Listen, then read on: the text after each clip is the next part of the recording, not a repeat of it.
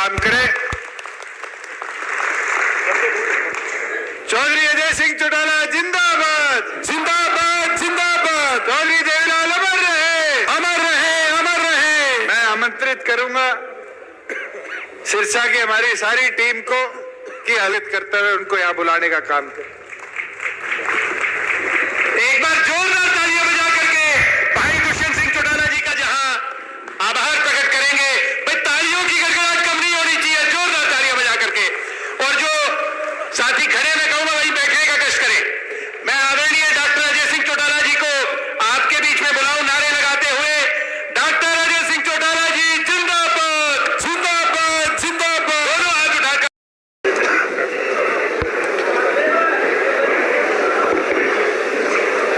बहुत ही आदर और सम्मान के योग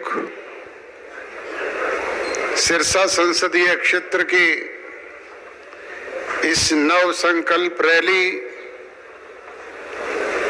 में उपस्थित डबवाली मंडी के इस पावन पवित्र प्रांगण में संसदीय क्षेत्र के गांव-गांव और शहर के वार्ड स्तर से आए जननायक चौधरी देवीलाल की सोच पर पहरा देने वाले सम्मानित पिता तुल्य बुजुर्गों, हम उम्र दोस्तों, कृषि प्रधान भारतवर्ष के उज्जवल भविष्य, अजीज प्यारे बच्चों, माताओं और बहनों, पत्रकार एवं छायाकार बंधुओं, हरियाणवी संस्कृति को अपने दम पर जिंदा रखने वाले कलाकार दोस्तों और मंच आसीन जननायक जनता पार्टी हरियाणा प्रदेश इकाई के हमारे अध्यक्ष, सादगी के प्रतीक सम्माननीय सरदार निशान सिंह जी,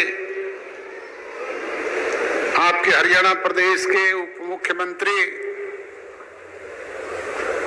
अजीज दुष्यंत चौटाला जी,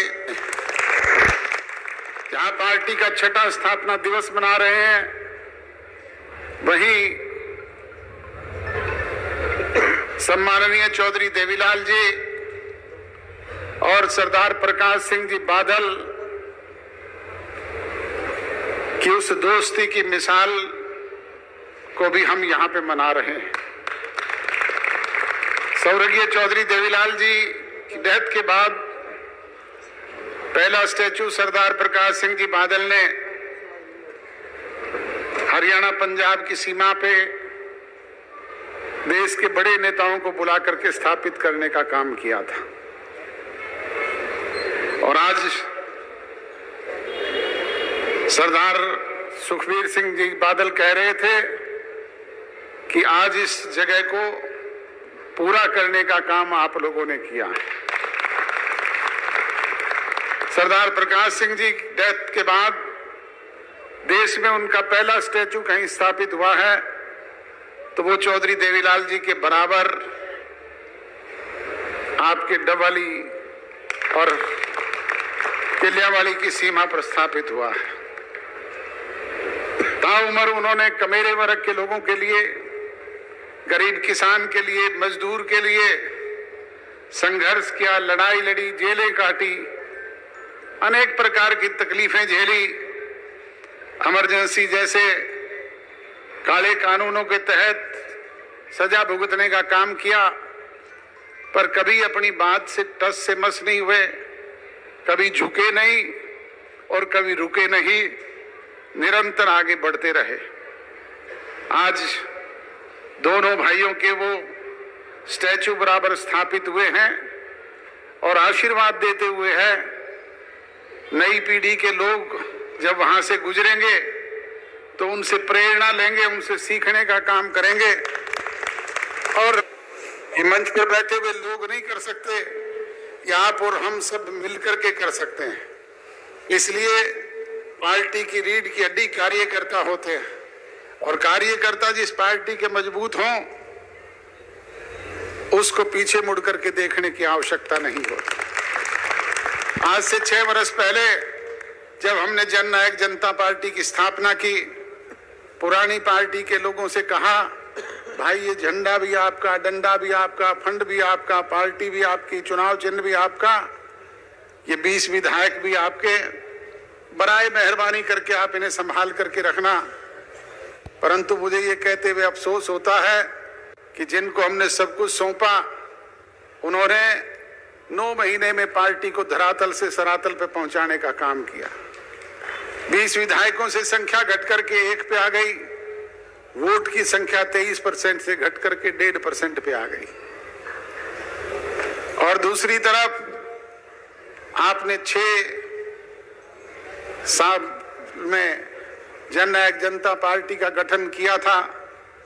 उस दिन के बाद 9 महीने में ना केवल पार्टी को 10 विधायक चुन करके भेजने का काम किया, बल्कि 17.5% वोट भी आपके आशीर्वाद से मिले।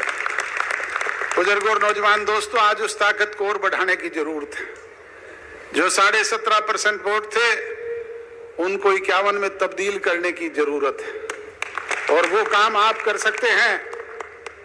अभी चुनाव राजस्थान के हुए, चुनाव के बाद फतेहाबाद में पत्रकार मुझे कह रहे थे कि आपकी तो 19 की 19 सीटों पे जमानत जब्त हुई है। मैंने उन्हें कहा कि राजनीतिक कार्यकर्ता, राजनीतिक नेता काम करता है, पीछे मुड़ करके देखना उसका काम नहीं है। हमें ध्यान है जब 1984 में लोकसभा के चुनाव हुए, 10 के 10 संसदीय क्षेत्रों में हम हार गए। चौधरी देवीलाल सोनीपत से लड़ रहे थे, चौटाला साहब हिसार से लड़ रहे थे, एक भी सीट नहीं जीत पाए। और थोड़े से समय के बाद चौधरी देवीलाल ने जन आंदोलन शुरू किया। 1987 आते आते आपके सामने हालात परिवर्तित हुए। 90 में से 85 सीट जीत करके इस देश में रिकॉर्ड स्थापित करने का काम जननायक चौधरी देवीलाल जी ने किया। ये बीज हमने बोया है, ये फल भी देगा, छांव भी देगा, हर तरीके से प्रफुल्लित भी होने का काम करेगा, ये वट वृक्ष भी बनेगा।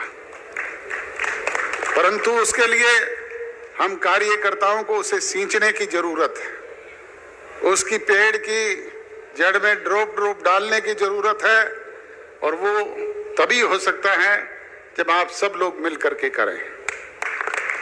इसके लिए पार्टी का सदस्यता अभियान चल रहा है। 20 तारीख तक घर घर जाएं, पार्टी के सदस्य बनाएं, लोगों के बीच में पार्टी के नीति, कार्यक्रम और प्रोग्राम लेकर के जाएं। कुछ लोगों को शिकायत हो सकती है कि इस समय में हमारे काम नहीं हुए। उसके कारण है, एक तो आप पूर्ण बहुमत में नहीं, आप सरकार में 20% के हिस्सेदार हैं, और दूसरा जैसे ही सत्ता परिवर्तन हुआ, कोरोना जैसी विश्वव्यापी महामारी आ गई, कभी पहला फेज, कभी दूसरा फेज, कभी तीसरा फेज, निरंतर 2 साल तो इसी में गुजर गए। और फिर किसान आंदोलन चल पड़ा, उसकी भी मार अगर सबसे ज्यादा किसी पे पड़ी तो वो आप पर पड़ी। कानून बनाए केंद्र की सरकार ने, लागू करवाने का काम किया सांसदों ने।